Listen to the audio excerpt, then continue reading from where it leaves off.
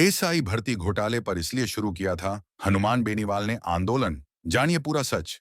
राजस्थान के मुख्यमंत्री भजनलाल शर्मा को इस बात का श्रेय दिया जाना चाहिए कि उन्होंने राज्य में युवाओं से जुड़े संवेदनशील मुद्दों को प्राथमिकता दी है।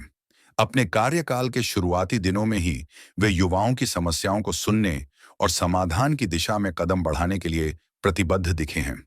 उनके इसी तरह के प्रयासों के चलते विपक्ष में बुरी तरह उथल-पुथल मची हुई है, जिसे दूर करने के लिए कभी गुर्जर आंदोलन शुरू करने की बात कही जाती है, तो कभी हनुमान बेनीवाल किसी मुद्दे को लेकर आगे आ जाते हैं।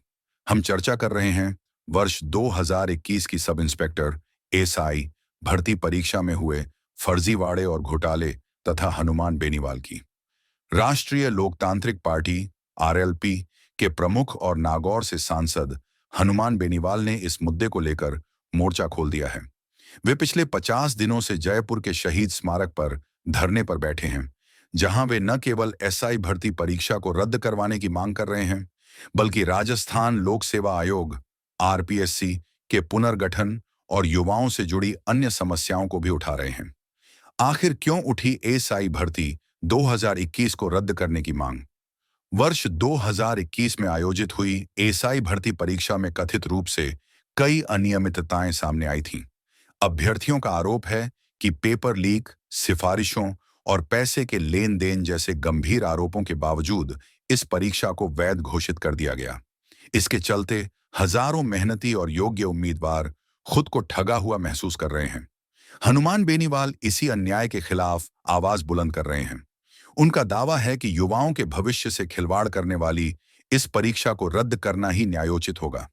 इसके साथ ही वे आरपीएससी के संपूर्ण पुनर्गठन की मांग कर रहे हैं, ताकि भविष्य में इस प्रकार की गड़बड़ियों से बचा जा सके। पीएम मोदी से मिलने की कोशिश बेनीवाल ने अब प्रधानमंत्री नरेंद्र मोदी से मिलने के लिए समय मांगा है। उनका कहना है कि राज्य सरकार और आयोग के रवैये से निराश होकर उन्होंने अब इस मुद्दे को राष्ट्रीय स्तर पर उठाने का निर्णय लिया है। वे चाहते हैं कि केंद्र सरकार इस पूरे मामले में हस्तक्षेप करे और दोषियों के खिलाफ सख्त कार्रवाई हो। राजनीति के रंग में रंगा आंदोलन। हालांकि सवाल ये भी उठ रहे हैं कि बेनीवाल इतने लंबे समय बाद इस मुद्दे को क्यों उठा रहे हैं। जब यह परीक्षा हुई थी और आरोप सामने आए थे, तब उनकी प्रतिक्रिया उतनी मुखर क्यों नहीं थी। अब जब राज्य में चुनावी माहौल धीरे धीरे बन रहा है, तो क्या यह आंदोलन केवल राजनीतिक फायदे के लिए किया जा रहा है?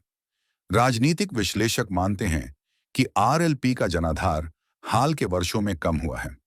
भाजपा और कांग्रेस की मजबूती के बीच बेनीवाल की पार्टी खुद को असहाय महसूस कर रही है।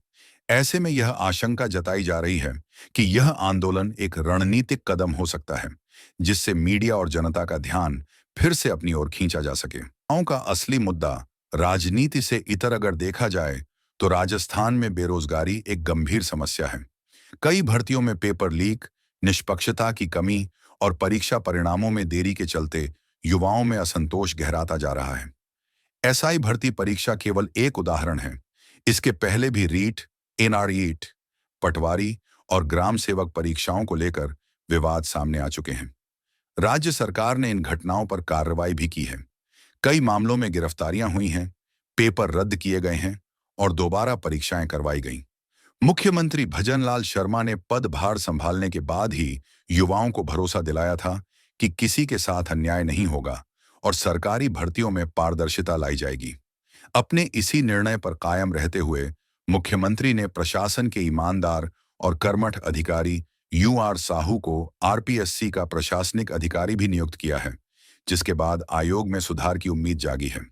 अन्य राज्यों से तुलना अगर हम अन्य राज्यों की स्थिति देखें तो उत्तर प्रदेश, बिहार और मध्य प्रदेश जैसे राज्यों में भी ऐसी भर्तियों को लेकर अक्सर विवाद उठते रहे हैं।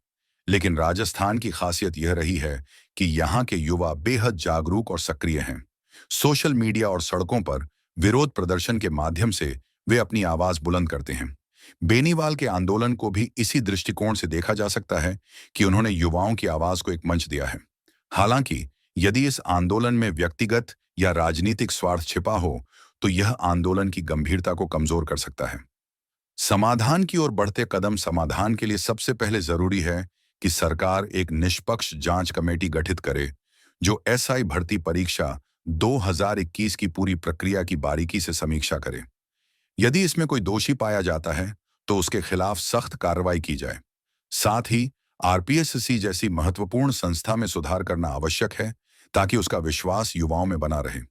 इसके अलावा युवाओं की मांग है कि राज्य सरकार रोजगार के नए अवसर उपलब्ध कराए और लंबित भर्तियों को तेजी से पूरा करे। साथ ही ऑनलाइन और डिजिटल सिस्टम को मजबूत करके पारदर्शिता बढ़ाई जाए। कुल मिलाकर एसआई भर्ती परीक्षा को लेकर उठे विवाद ने एक बार फिर यह दिखा दिया है कि युवाओं की समस्याएं केवल राजनीतिक हथकंडा नहीं होनी चाहिए।